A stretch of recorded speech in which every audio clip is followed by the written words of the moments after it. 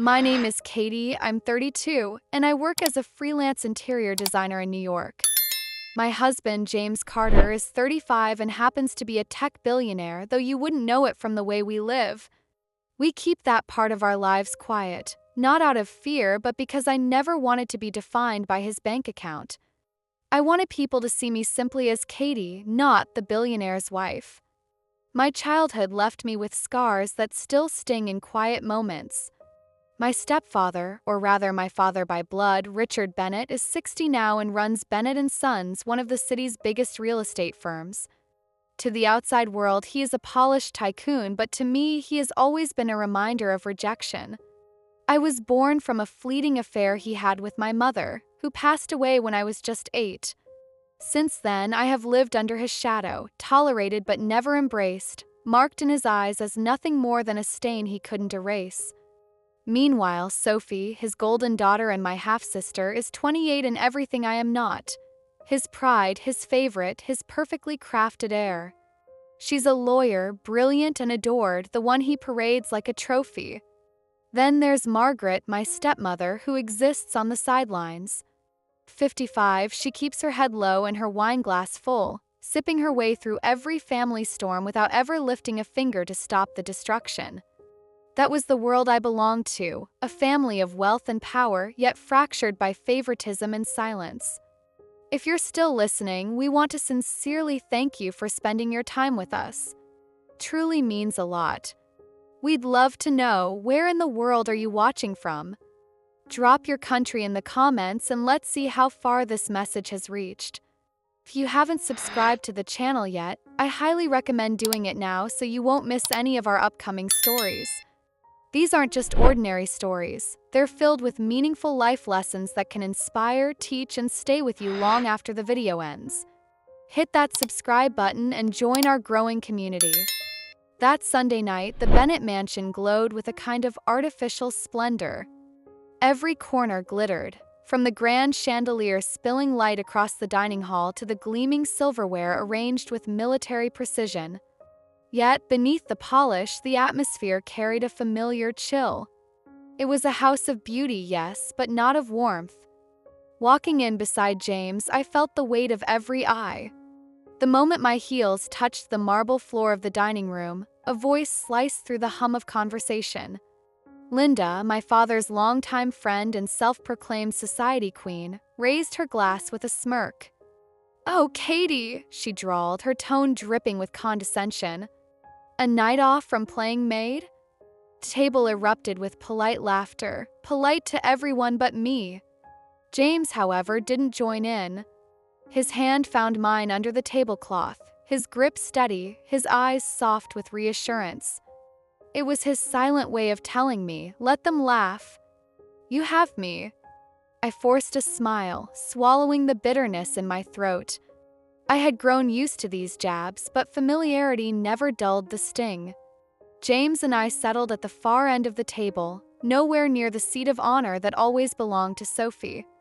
She entered minutes later, glowing in her designer dress, every move calculated to reinforce her place as the crown jewel of the family. Her eyes flicked toward me, and her lips curled in that pitying smile I had come to hate. "That dress, Katie," she said, her voice carrying across the table. Bold choice. Very daring. I bit down on the inside of my cheek, searching for composure. James leaned closer, whispering so only I could hear, "You're the most beautiful woman here. Don't forget that." His words were a balm, but my chest still tightened. Compliments couldn't erase the ache of never being enough for the people whose approval I once craved. The meal barely began before my father rose, his chair scraping against the polished floor. He set his wine glass down with deliberate care, then fixed me with a gaze sharp enough to pierce through bone. His voice, when it came, was colder than I had braced for. "You do not belong here." The air shifted, every sound in the room vanishing into silence.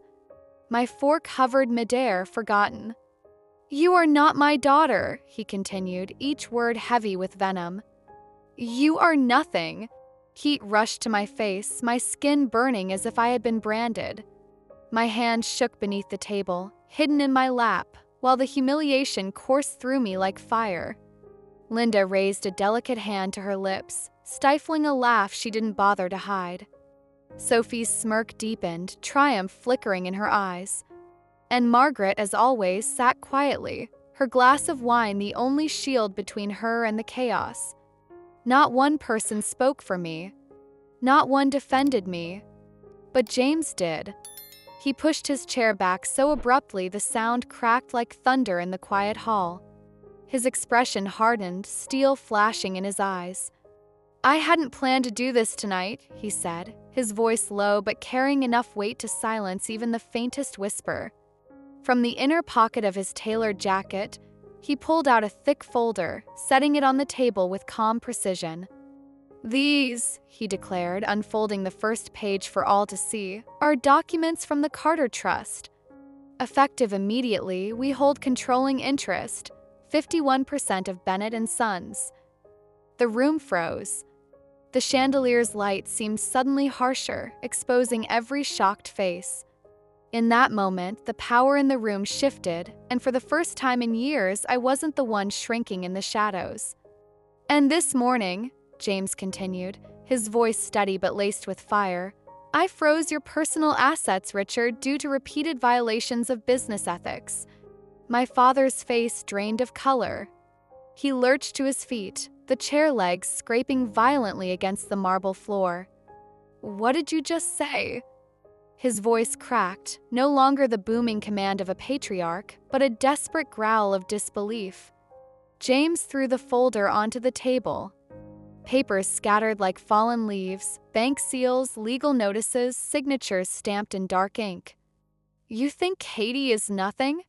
he said, his words sharp and deliberate. "She's the reason your empire hasn't already collapsed. She's the woman I love. And every one of you sitting here, smug in your arrogance, has only prospered because of her." Silence swallowed the room whole. Margaret gasped, her wine glass slipping from her hand and shattering against the polished floor, red liquid spreading like blood. Sophie sat frozen, her perfect composure cracking as her mouth fell open.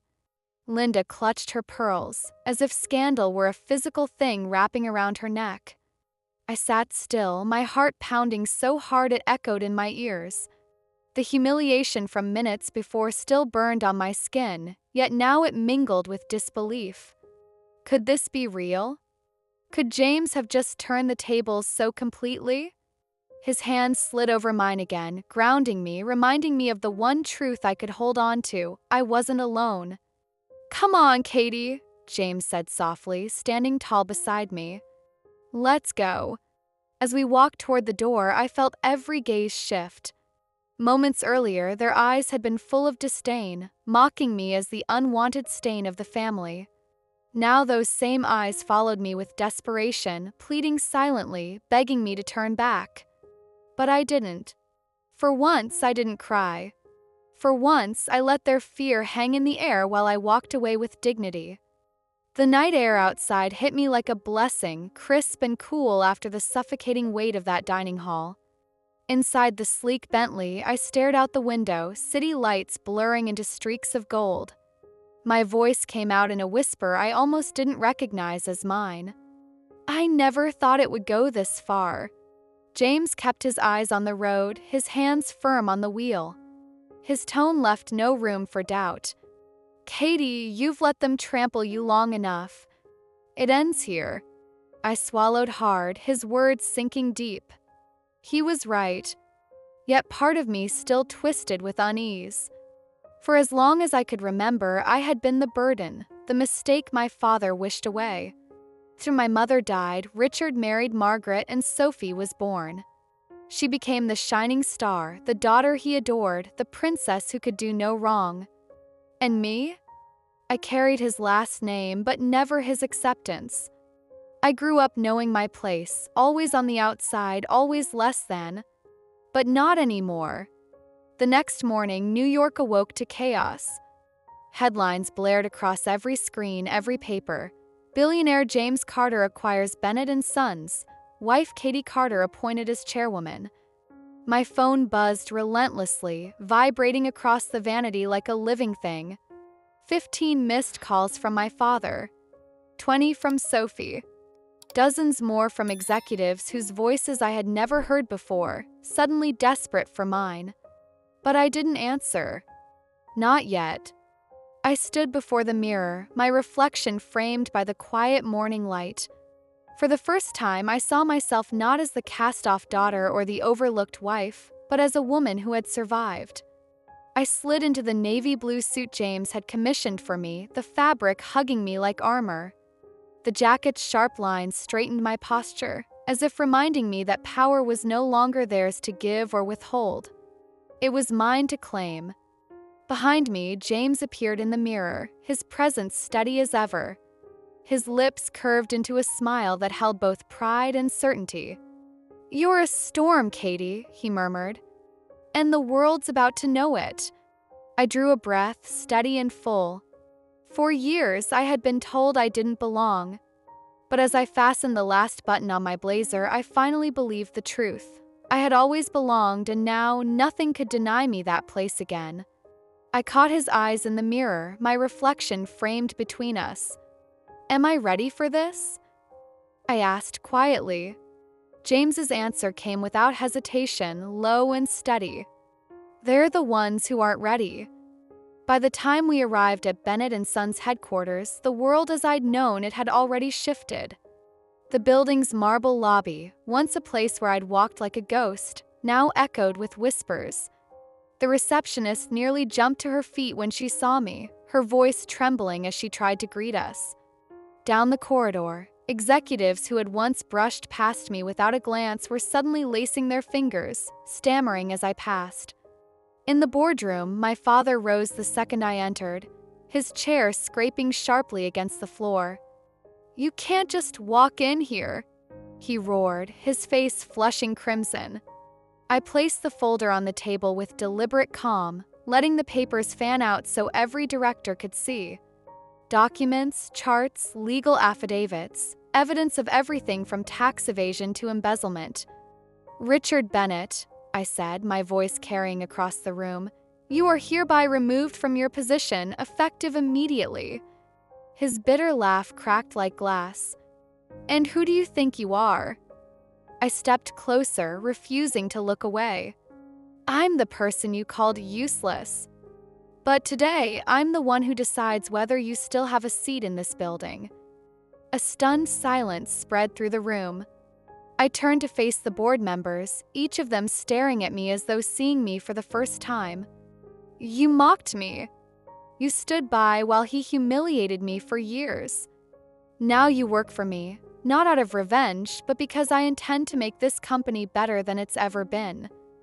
Behind me, James's hand came to rest gently on my back, a quiet reminder that he was there, that I wasn't alone. For the first time, I didn't feel like a visitor in this place. I felt like its future. That evening, the company's marble atrium felt strangely quiet, as though the walls themselves were waiting for something. I had just stepped out of the boardroom when I saw Sophie standing there by the reception desk, her immaculate hair slightly undone, her eyes red and swollen from crying. She clutched her designer bag like it was a lifeline. "Katie," she started, her voice breaking. I didn't know." She swallowed hard. "I didn't know Dad told you weren't his daughter. He told me after dinner." I froze, the echo of her words ringing louder than the city outside. Sophie had always been the polished one, the one who sneered, who rolled her eyes at me. But here she was, trembling, her face stripped of its usual superiority. "What did he say?" My voice was flat, but my heart thundered. She blinked rapidly. "He said your mom, had an affair. That you're," she hesitated, then forced the words out, "that you're his shame." Her confession cut through me. Even after all the humiliation, all the years of being treated as lesser, some small part of me had still wanted to believe he was my father. Now that small part was splintering. "I don't believe him," I said quietly, though my voice trembled. "Not anymore." James was already on it. By the time I reached home, he had called a private investigator, a man he trusted from previous corporate battles. Within 48 hours, we had the results: DNA tests, documents, and a name. Richard Bennett was not my father. My real father was David Sullivan, 65 years old, chairman of Sullivan Pharma, a pharmaceutical empire worth over $150 billion. The report felt surreal in my hands. I stared at the black and white printouts, the cold science of it, and yet my chest felt like it might explode. James sat across from me, watching me as though afraid I'd break. A week later, an envelope arrived at my door. Heavy cream paper, my name written in a hand both elegant and unpracticed, as though the writer had hesitated over every letter. Inside was a handwritten letter from David Sullivan himself. "Katie," it read, "I didn't know you existed. If I had, nothing could have kept me from you. I want to know you. I want to be your father if you'll let me." His tone was gentle, even vulnerable. I stared at the words, tracing them with my fingertips, unsure whether to cry or laugh. "I don't know what to do," I whispered. James, sitting beside me, took my hand. "Meet him," he said simply. "You've carried this alone for too long. Let yourself see what's real." Later that night, I went through the old boxes my mother had left me.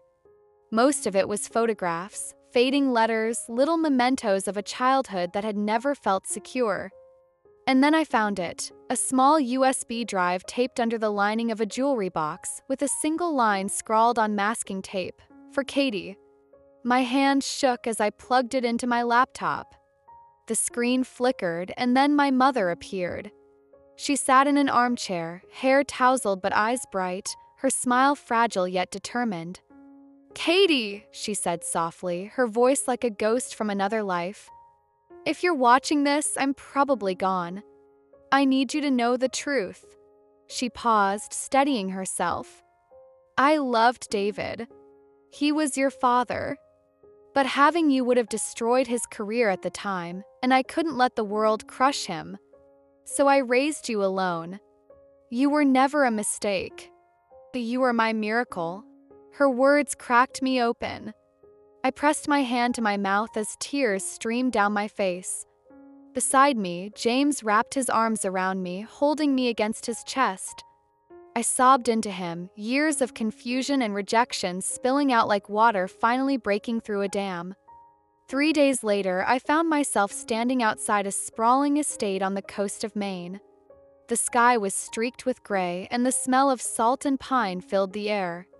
David Sullivan's home was nothing like the Bennett mansion. It was stately, yes, but warm, with climbing ivy and windows glowing like lanterns against the dusk.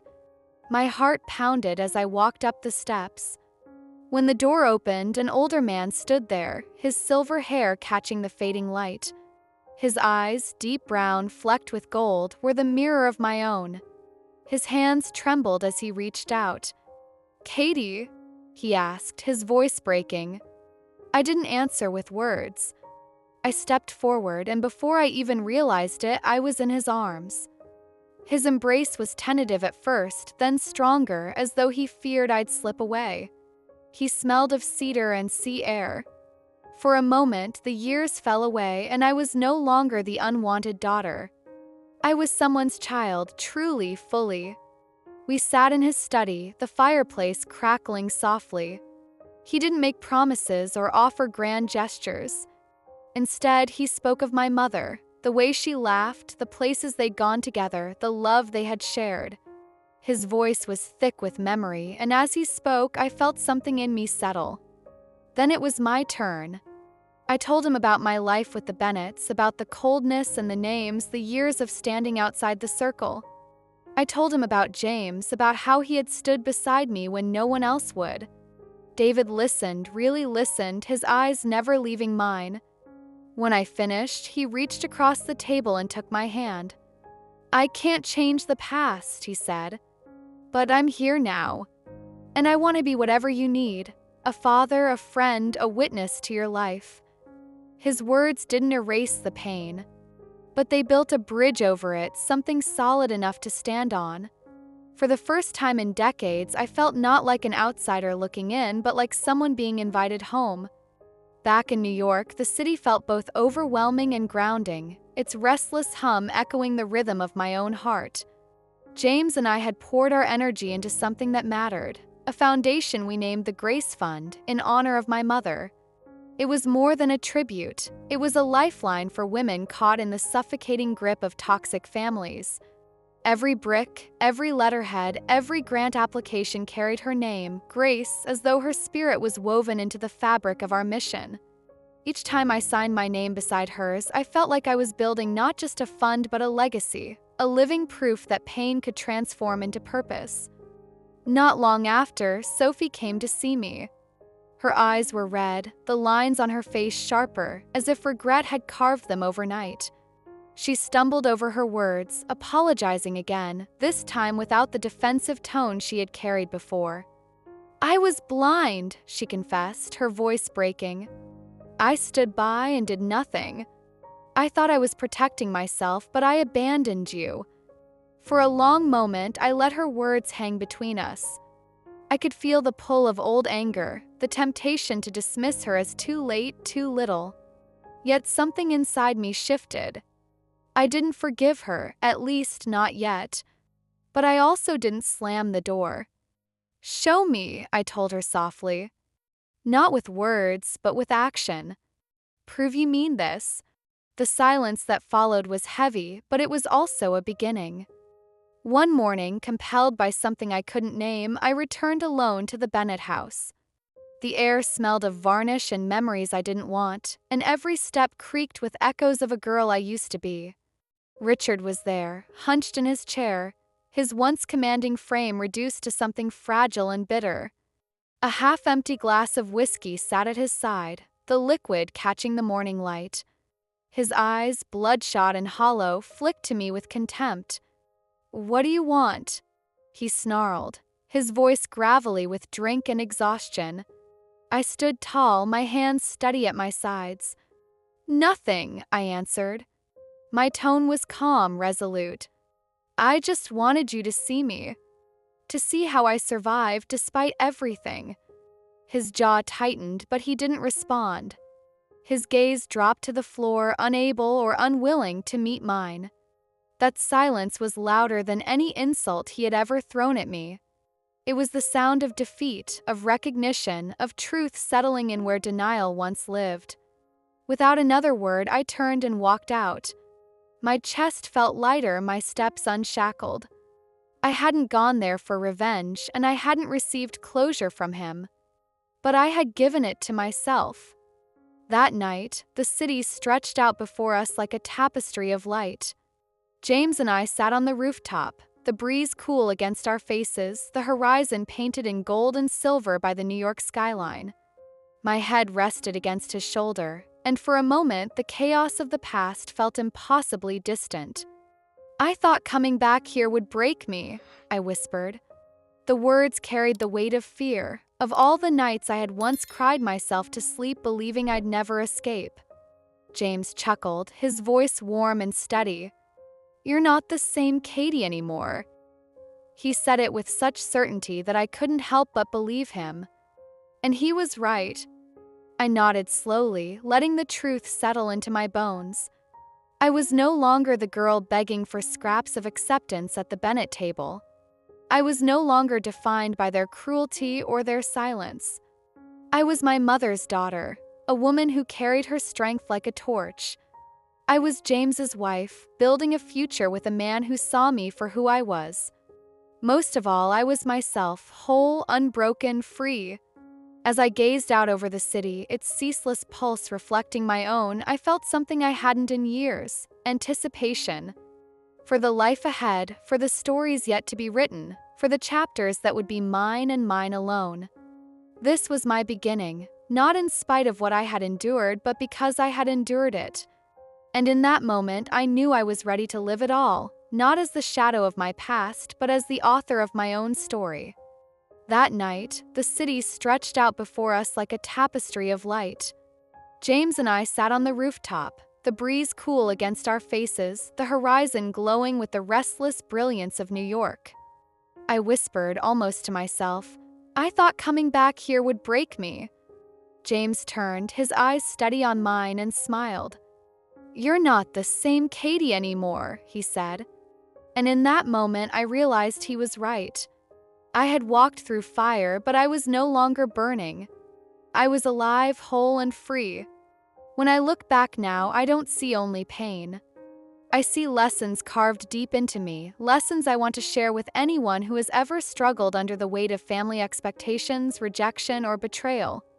These lessons are not abstract. They are the blood, sweat, and tears of my journey. And perhaps in them, someone listening will find a light of their own. Lesson 1. Survival is not weakness, it is strength. For years, I thought surviving my father's rejection made me fragile, as though needing to endure meant I was less than whole.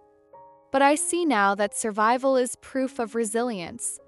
It means you are stronger than everything that tried to destroy you. Every scar is a testament to the battles you've already won. Lesson 2. You don't need anyone's permission to exist as yourself. Growing up in Richard's shadow, I lived in the prison of trying to earn his approval. I twisted myself, tried to be less of a burden, more of a daughter, anything to fit the mold he demanded. But the truth is, no one has the authority to define your worth. You do not need permission to be who you are. The day I stopped asking for it, I was free. Lesson 3. Forgiveness is not about them, it's about you. When Sophie apologized, I wanted to push her away. Part of me wanted to cling to the anger that had shielded me for so long. But forgiveness, I realized, is not letting someone off the hook. It is releasing yourself from the weight of carrying their wrongs. It doesn't happen instantly, and it doesn't mean forgetting. It means choosing peace for your own heart.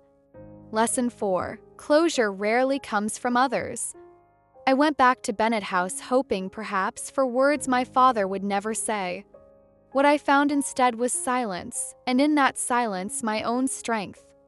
Closure is not a gift someone hands you. It is a choice you make when you decide the past no longer owns you. That day, I gave myself the ending I needed. Lesson 5. Pain can be turned into purpose. The Grace Fund is not just an organization, it is my answer to the question, what do I do with everything I've endured? I could have let bitterness consume me, but instead I chose to build something that would help others escape what I once thought was inescapable. Purpose does not erase pain, but it transforms it into something that matters. As James and I sat watching the skyline, I realized I was no longer living in the shadow of the Bennett name. I was no longer just Richard's unwanted daughter. I was Grace's child, carrying her name forward with love and strength. I was Katie Carter, wife, builder, dreamer, survivor.